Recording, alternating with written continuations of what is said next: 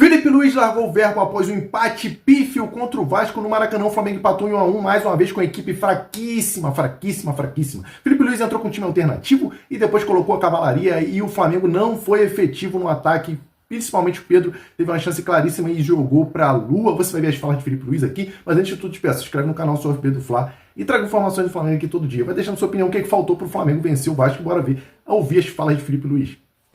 A partir de amanhã começaremos a preparar, estudar e trabalhar o jogo contra o Estudiantes. Claro que tentaremos corrigir todos os aspectos onde eles conseguiram nos machucar um pouco nessa nossa saída de bola, na saída de bola deles, e corrigiremos a partir de amanhã. Hoje ainda é jogo do Vasco. Felipe, boa noite. Rodrigo Cerqueira, Grupo Globo. Você sempre deixa claro em semanas de clássicos que é um jogo que tem ingredientes a mais do que as questões técnicas, táticas. Envolve muito a questão mental. E o Flamengo hoje teve as mudanças, o time conseguiu abrir o placar, depois sofreu um bocado. No segundo tempo chegou a ter oportunidade, mas também o Vasco teve as suas. O que você acha, assim, na sua análise, que foi mais preponderante para o empate hoje? E com isso também pode ser importante para a sequência da temporada, porque o Palmeiras encostou agora também, tem um jogo a menos, enfim. Bom, primeiro que, como você falou, um clássico é um jogo diferente, tem uma atmosfera, um clima dentro do campo diferente. E começamos o jogo muito bem, controlando o jogo, encontrando os espaços, encontrando as soluções e saindo bem da pressão até fazer o gol. Depois de fazer o gol, tivemos aí algumas saídas, conseguimos sair, mas aí realmente o Vasco encaixou praticamente uma marcação individual e não conseguimos ter mais o controle, né?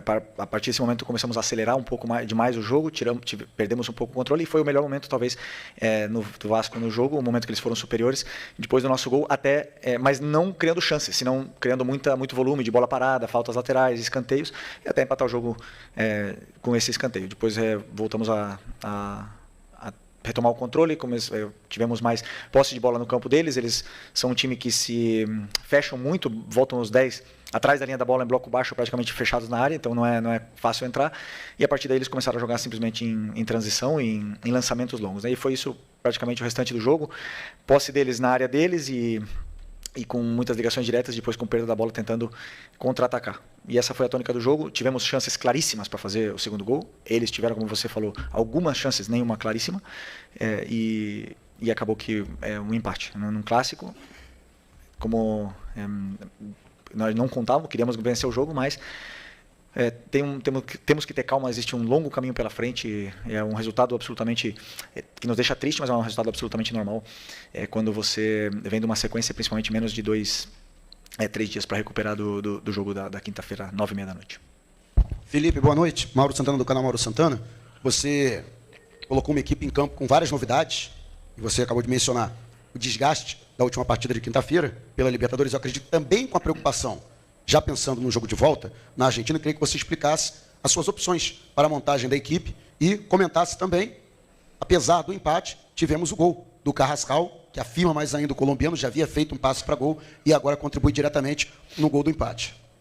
Bom, primeiro pensei numa equipe para ir a campo fresca, uma equipe que conseguisse pressionar essa saída de bola muito complicada de pressionar, que é a do Diniz, onde eles juntam muitos jogadores atrás da linha da bola, eles usam o goleiro, eles repetem o lado e enchem muitas vezes as laterais do campo, então é complicado. Precisava de jogadores com perna fresca para poder jogar. Muitos deles da quinta-feira não se recuperaram, muitos jogadores, para não dizer a maioria, não se recuperaram do último jogo, que foi quinta-feira à noite, 9h30, acabou que chega quase 2 da manhã em casa.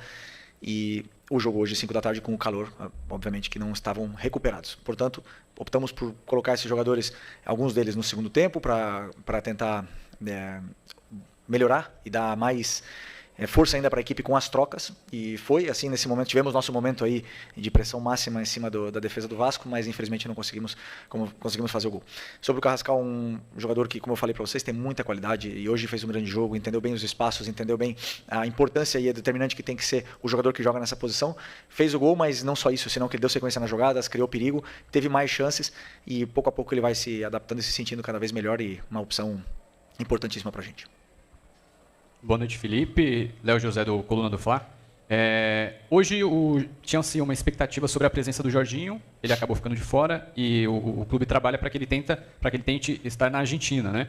E aí eu queria entender como que é a percepção de você, a sua percepção, a percepção da comissão técnica Em cima dessa recuperação do Jorginho, dessa evolução do Jorginho, existe, de fato, uma expectativa para que ele jogue na Argentina contra o Estudiantes? A ausência dele faria muita falta? Bom, estamos trabalhando, o nosso departamento médico está trabalhando para recuperá-lo para essa quinta-feira, né? Vamos ver se conseguimos ter a volta dele, porque é um jogador que vocês sabem bem, é muito importante para a gente. Um líder fora e dentro do campo e, com certeza, se consegue se recuperar, vai ajudar muito. Boa noite, Felipe. Pedro Ramos da Sintonia Esportiva. Meu colega comentou do Jorginho. Eu queria comentar sobre dois jogadores, na verdade, perguntar sobre o De La Cruz e o Léo Pereira, que hoje não entraram em campo, foram substituídos, foram escolhidos por Danilo, inclusive e o Alan. Para o jogo da Argentina, eles voltam ou hoje foi realmente uma adaptação para ver se o Danilo pode voltar como titular para também o jogo da Argentina? Obrigado. Para isso, vamos ter que esperar quinta-feira para a hora que sair a escalação, né? Mas, como eu falei para vocês, alguns jogadores não se recuperaram. E o Nico era um deles. Depois de 90 minutos, depois de muito tempo, não estava recuperado para poder performar da mesma forma que foi o último jogo. Boa noite, Felipe Luiz de Migo, canal Futipapo. A gente vê o Flamengo criando muito, tentando o tempo todo, às vezes falta um pouquinho, às vezes um pouco de sorte. Mas também essa sequência agora para o final do ano é só pedreira, é só jogo importante, é só jogo decisivo. O que você pensa aí que você pode fazer para deixar a galera mais tranquila e até encarar essa maratona final para conseguir o objetivo aí de ser campeão? Não, como eu falei para vocês, calma e tranquilidade. Os resultados a gente não controla, né? Nós não podemos achar que vamos ganhar todos os jogos daqui até o final do ano. Queremos, vamos trabalhar para isso, mas o resultado nós não controlamos. Controlamos o nosso trabalho, o nosso dia a dia e fazer com que os jogadores continuem acreditando nesse caminho que foi traçado e que eles vêm seguindo e vêm performando de uma forma esplêndida e não se desviar, não deixar que os resultados afetem na parte mental, porque muitas vezes acontecem as oscilações com a sequência de jogos, né? Então, nosso time está jogando bem, está criando, está fazendo grandes atuações e entender que esse resultado de hoje temos que apagar o mais rápido possível para poder estar com a cabeça boa para essa volta da Libertadores. Felipe, Isaac, Flavoz. Hoje você mencionou a questão do fator calor, a questão também da renovação dos jogadores, mas eu observei uma questão um pouco diferente na proposta de jogo do Flamengo. Hoje o Rossi ele deu mais chutões para frente, procurando jogadas mais nas laterais, com os jogadores tentando quebrar a barreira do Vasco. E um meio de campo hoje também que não conseguia fazer muita ligação. Era realmente muito da defesa para o ataque. No caso, o Vasco conseguiu taticamente mudar a forma do Flamengo jogar, ou hoje realmente você mudou a forma do Flamengo jogar para esperar de repente o Vasco ali entregar um pouco mais a bola e o Flamengo conseguir avançar mais? Não mudamos absolutamente nada no nosso modelo de jogo, só que os espaços são os que são. Se o adversário marca nossos volantes individuais, obviamente que o meio campo não consegue jogar, não tem como eles performar. Se o zagueiro salta nos nossos meias, e os laterais também saltam para fazer essa marcação individual, o espaço está nas costas, e os jogadores dentro do campo eles têm que identificar onde está o espaço, não é chutão. É um lançamento na profundidade, por isso a opção também é do Bruno Henrique, a gente sabia que eles iam subir bem a linha, e ele é um jogador um dos melhores que ataca o espaço da nossa equipe, e para tentar, com essa marcação individual, ia estar mano a mano lá atrás. Tivemos muitas vezes saímos dessa forma, porque não tem como jogar curto se o adversário iguala em todos os setores do campo. Mas o que eu falei, de uma vez chegando no terço final do campo, aí para mim talvez faltou um pouco mais de controle, aceleramos demais as jogadas, nos precipitamos, não estávamos no nosso melhor dia de escolhas, né, nas tomadas de decisões ali, aceleramos um pouco mais e, claro, não é fácil roubar a bola do time do Vasco. Então, é praticamente isso, mas a nossa forma de jogar não mudou. Os jogadores que identificam o espaço onde o adversário deixa.